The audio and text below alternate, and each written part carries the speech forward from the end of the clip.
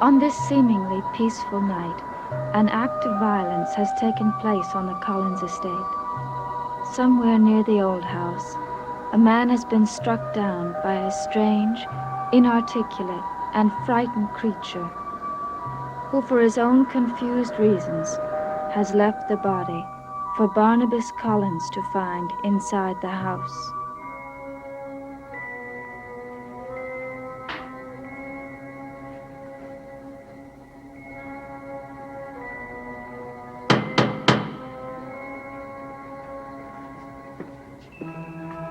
Who is it? Julia. Thank God you're here. Barnabas, what's the matter? Take a look down there by the closet door. It's Joe Haskell, Maggie Evans' fiancé. Yes, I know. Barnabas, you didn't have anything to do with this, did you? I'm afraid we both bear the responsibility, Julia. What are you talking about? What are you looking for? I came in a few minutes ago. Opened the door and the body fell out. I was so frightened for a moment that I couldn't do anything. And then I heard a sound outside the window. It was a low, mean laugh.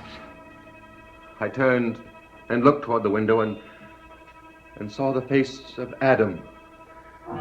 Adam killed Haskell. And then through some warped sense of revenge, he wanted to have him found here.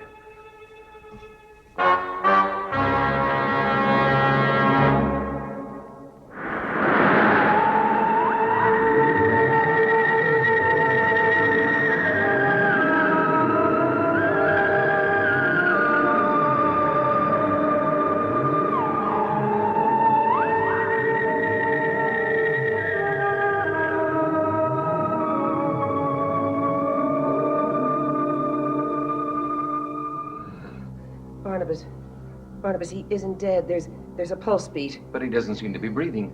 He is, very faintly. Are you sure it was Adam you saw outside? Of course I'm sure. He's going to live? I don't know. Well, tell me exactly what is happening. Well, he either was struck on the head or he fell and hit his head. Well, can't you tell me how serious it is? Well, he may be suffering from a concussion. Let me finish examining him. I can't imagine how he came in contact with Adam. He must have been going through the woods and wanted to see someone at Collinwood.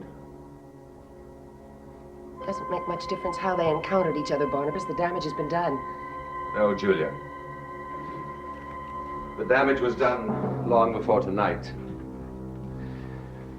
We allowed Adam to live, and now he's at large and completely out of control. He will go on killing unless we can find him and stop him somehow. Barnabas, it's been almost a week since Adam disappeared after Sam Evans' accident, and there's been no reports of anyone seeing him, which may mean that someone has been protecting him.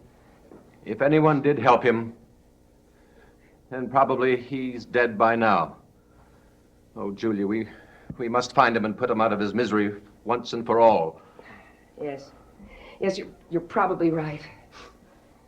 What about Haskell? Well, his breathing is more pronounced now. Then he's going to live.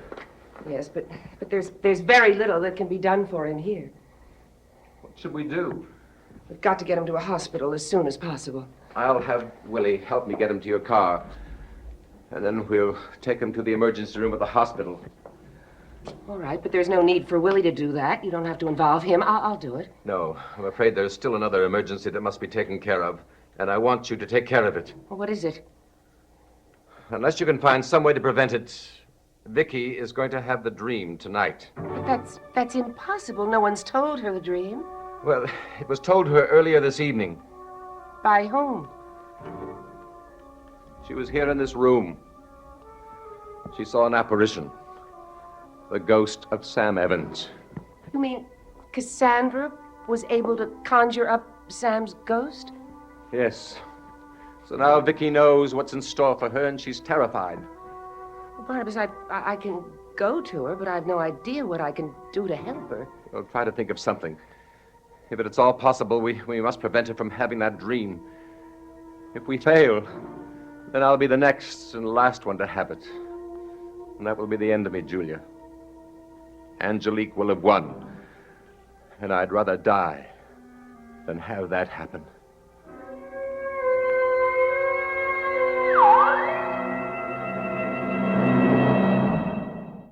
Well, who did it? Adam.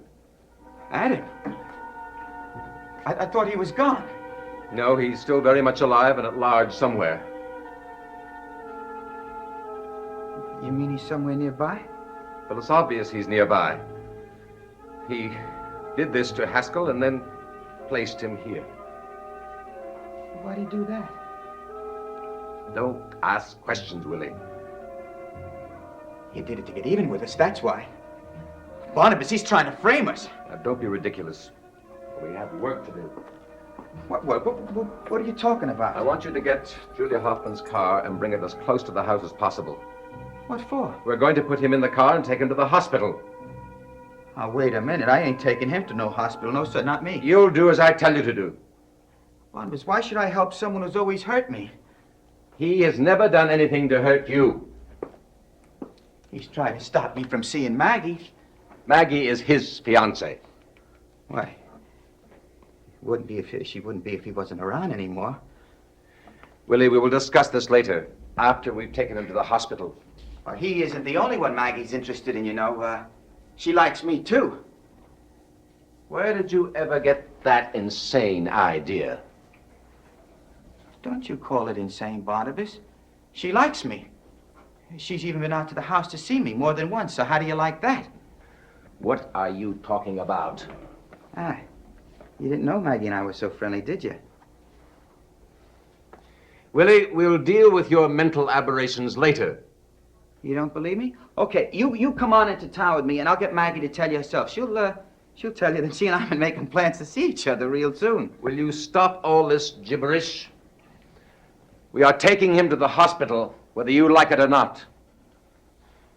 Why are you always so anxious to help him? I'm not going to discuss this any further with you. Now, I'm only warning you that if you don't do this, you will never see Maggie Evans again. Now, look, Barnabas, if you do anything to hurt Maggie... It won't be Maggie I'll hurt. It will be you. What are you talking about? If we leave the body here and the police find it and come and ask questions, I will tell them about your interest in Maggie. They will only conclude that you had a very good motive. You can't tell them I did this. You can't lie to them. I can and I will. I am that desperate, Willie. Well, now, it's up to you. And I'll give you exactly 10 seconds to make up your mind.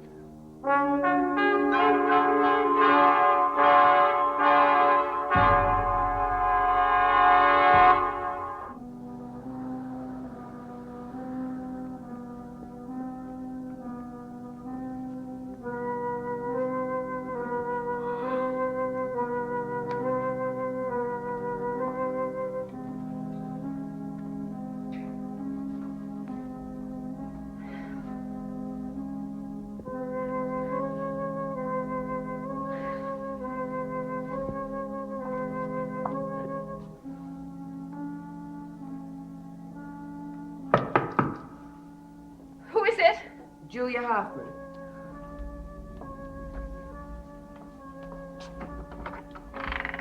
Come in, Julia. Barnabas told me what happened, and I thought I'd come here to see if there was anything I could do to help you. I'm afraid there isn't anything you can do. You haven't been to sleep yet, have you? No. I just can't hold out much longer. You've got to try. You've got to try until we can find some solution. But it's no use. I haven't had any sleep in the past few nights. So many things have been happening. I think I'm going to collapse. Vicky, there is one thing that we can do to stop the dream from reaching Barnabas. What is it? We can go to Windcliff tonight. You'll be well taken care of. Julia, I'm beginning to feel that there's no answer except to submit to the dream. When I was in the past, no one could fight Angelique's powers. Now I think the same is true of Cassandra. Her powers are terrifying. I'm so afraid of having that dream.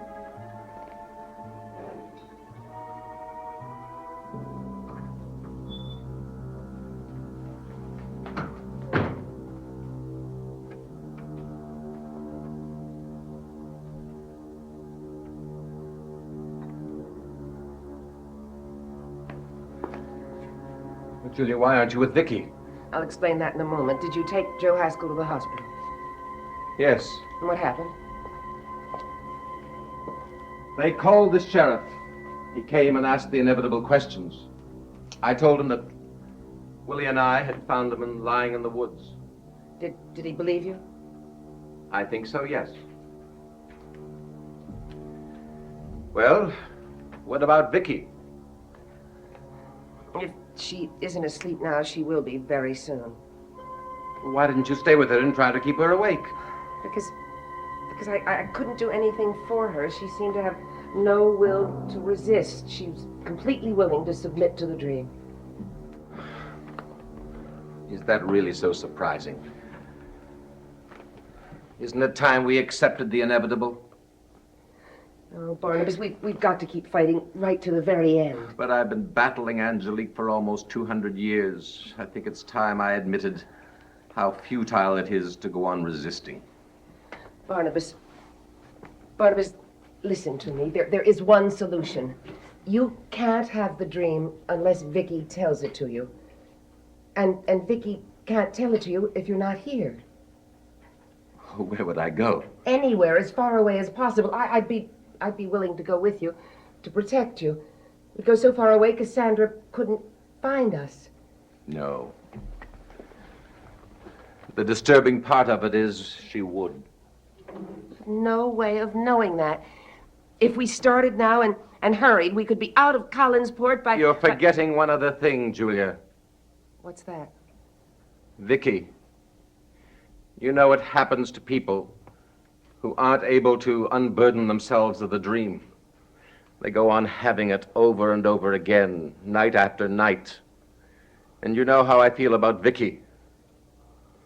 I won't leave her and allow her to go on suffering because of me. No, it is my destiny that I must face. And I will stay and face it.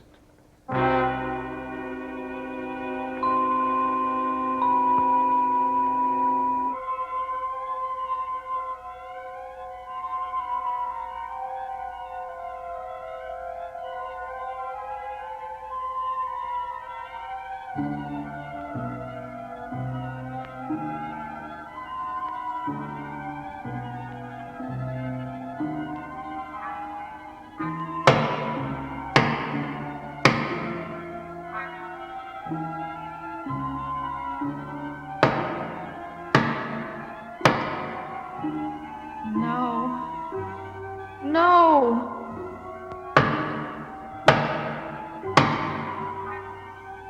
I won't answer it.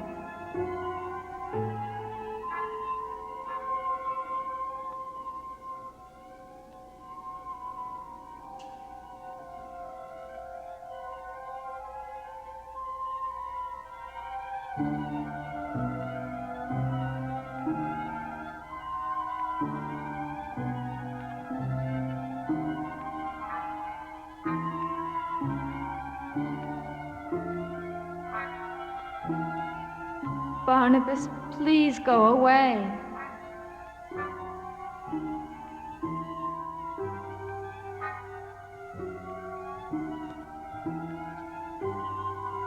You don't know what you're doing.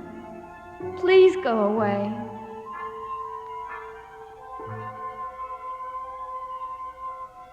No, I don't want to go with you. Somebody help me! Somebody wake me up, please!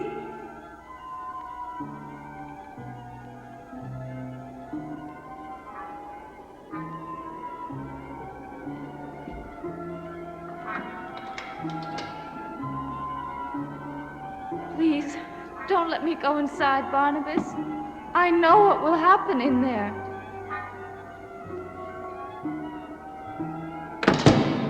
Barnabas, listen to me.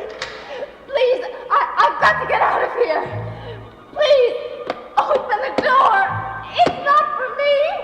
It's for your sake. It's for you.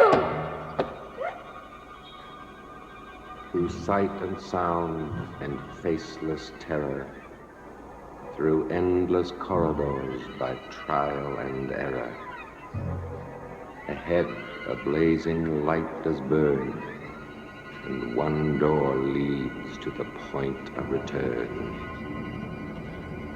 What does that mean? I don't understand. Please tell me what it means so I can help you.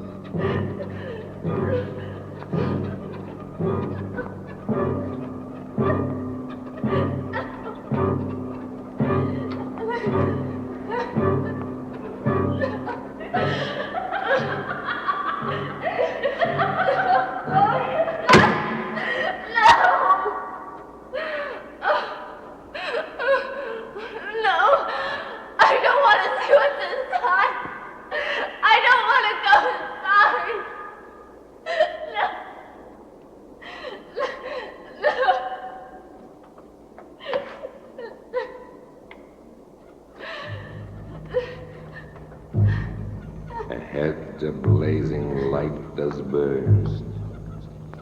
Barnabas, you've come back. Where are you?